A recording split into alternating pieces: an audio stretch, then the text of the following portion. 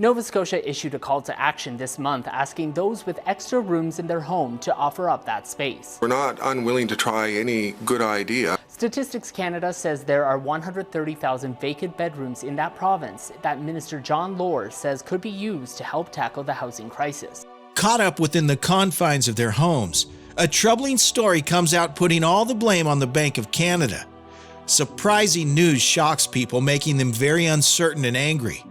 What was once a symbol of financial stability now stands accused of betraying the trust of those relying on its steady guidance. As people talk about what's happening and how it will affect them in the end. In this video, we will delve deep into the Canadian housing market. The Canadian housing market has been a big talking point for a while now. Even though the Bank of Canada recently raised interest rates, the housing market has stayed strong. But this strength has created a situation where people can't easily move to bigger homes because of the high costs and strict mortgage rules. The Bank of Canada raised its rates by 25 basis points, which many people were expecting, saying they'll make decisions based on new information, and right now, it seems like they might not raise rates again soon. But things could change as new data comes in every couple of weeks, which might affect the situation. Even with the rate hike, the housing market has stayed strong, leaving many people frustrated. The Canadian housing market appears to be not working well, as house prices keep going up despite the rate increases. Carolyn Rogers, the Deputy Governor of the Bank of Canada, sees this as a basic problem of not having enough houses to meet the demand, which is worsened by the growing population resulting from high immigration levels. The Bank of Canada's rate increases have made it difficult for people to move to bigger homes. The rising house prices mean that those looking to upgrade would have to take on a larger mortgage, which they must qualify for through a demanding stress test at 8%, the highest mortgage rate in 2 decades. As a result, many people are choosing to stay where they are, causing a drop in available homes in the housing market. This housing situation is also affecting the rental market. As people struggle to qualify for mortgages, they are resorting to renting instead. Additionally, the growing number of immigrants is contributing to the demand for rental properties. As a result, rental prices in Canada reached a record high in June. A recent report by Mortgage Professionals Canada revealed that a high number of non-homeowners feel that they will never be able to afford a house. Approximately 1/3 of the residents expressed this belief, marking a record high in such sentiments. The sharp drop in affordability, driven by both soaring home prices and the recent increase in interest rates, has highly influenced Canadians' outlook on purchasing homes. According to the survey, a record number of non-owners, now at 33%, have the belief that they will never be able to afford a family home. This figure has increased by 8 points within 6 months and 15 points compared to the previous year. Canadians are increasingly concerned about inflation, with 60% of those surveyed expressing worries about its potential impact on their finances.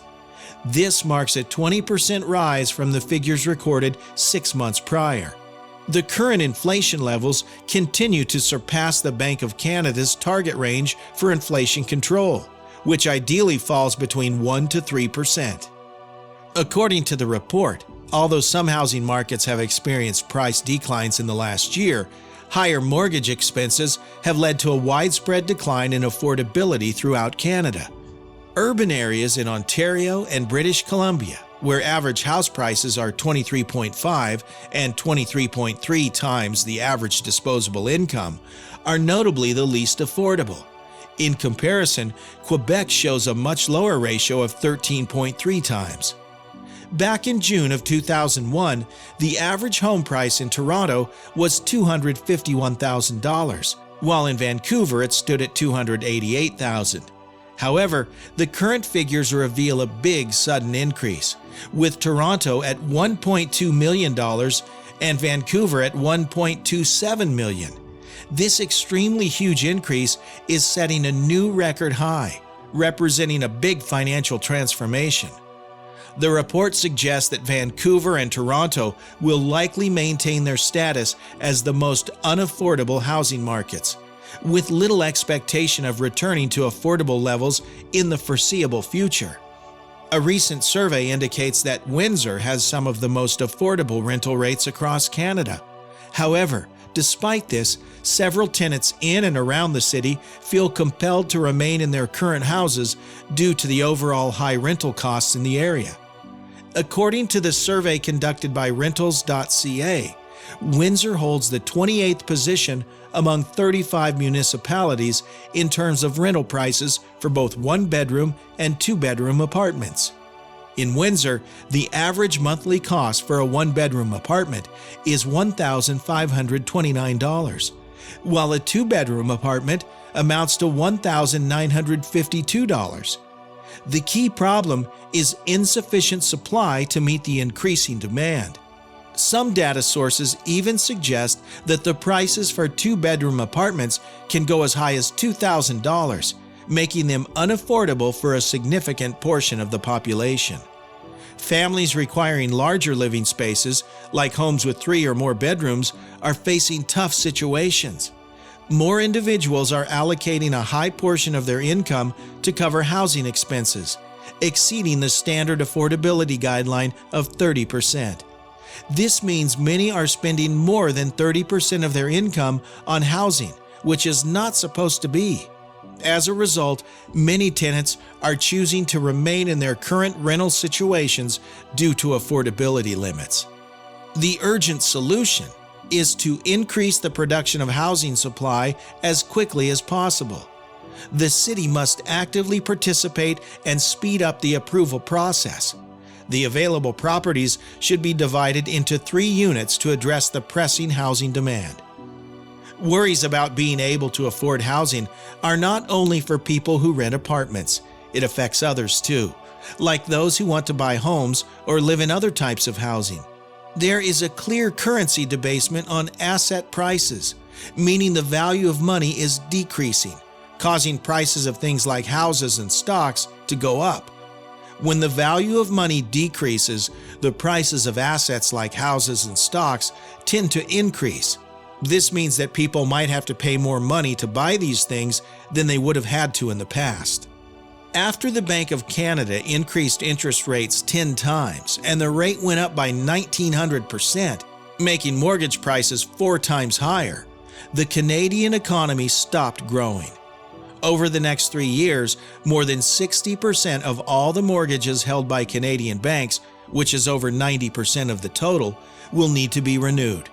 In 2024, this amounts to $186 billion in home loans, with an average renewal rate of 5.54%, about 1% lower than now, leading to a shock for borrowers of 32%. The following year, 2025, another $315 billion is due, with many of those loans being variable rate mortgages. That's another 33% shock. In 2026, the largest number of variable rate mortgages are up for renewal. Unless there is a big drop in rates, the payment shock could be as high as 48% that year. If interest rates stay high, people with variable rate mortgages might face a huge 84% jump in their monthly payments in 2026. Think about what it would be like for your monthly payment to go up that much. Could you handle it? To help borrowers, interest rates would need to go down a lot. For instance, for everyone with a variable rate mortgage, the Bank of Canada's overnight rate would need to drop to 0.25% by July 2026 to reduce the shock to a more manageable 20%. Right now, that might be a bit too much to hope for. However, achieving a bank rate of 0.25% would be attainable. Such a low rate would no doubt take us back to the levels seen during the peak of the COVID-19 pandemic. It would completely cancel the impact of the 10 rate increases, potentially leading to increased inflation. Additionally, it could start a buying frenzy, with mortgage rates dropping back to the 2% mark or even lower. This would further worsen the existing issues around housing affordability, which may already be in a very difficult situation. The cost of homes would soar to $3 million, and government incentives like the TIF, tax increment financing, would likely become ineffective. The overall impact on the political landscape remains uncertain. There's a possibility of a tail risk that could shrink bank profits, worry millions of bank customers, decrease overall borrowing and spending, and likely lower earnings.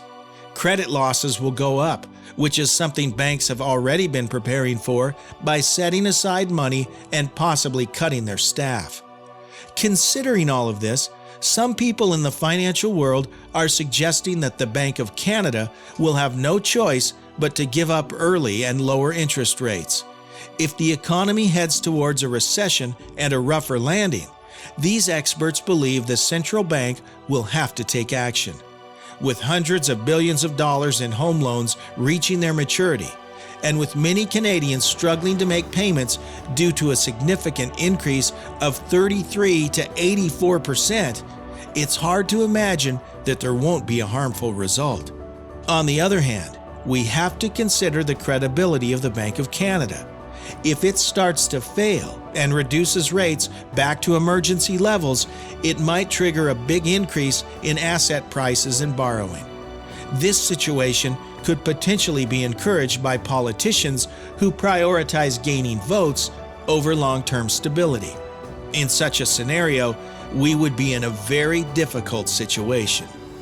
The Canadian housing market is in a tough spot.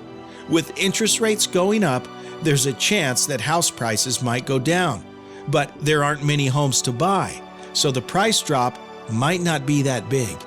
The Bank of Canada's rate increases have made it hard for people to move to bigger homes because of the high prices and strict mortgage rules. On top of that, there aren't enough houses available, and lots of people are looking to rent. This has made the housing market not work as it should. No one knows how this will turn out in the end. It's making a lot of people worried about what's coming next for the housing market. This calls for an urgent solution to the housing problem before the issue goes out of control.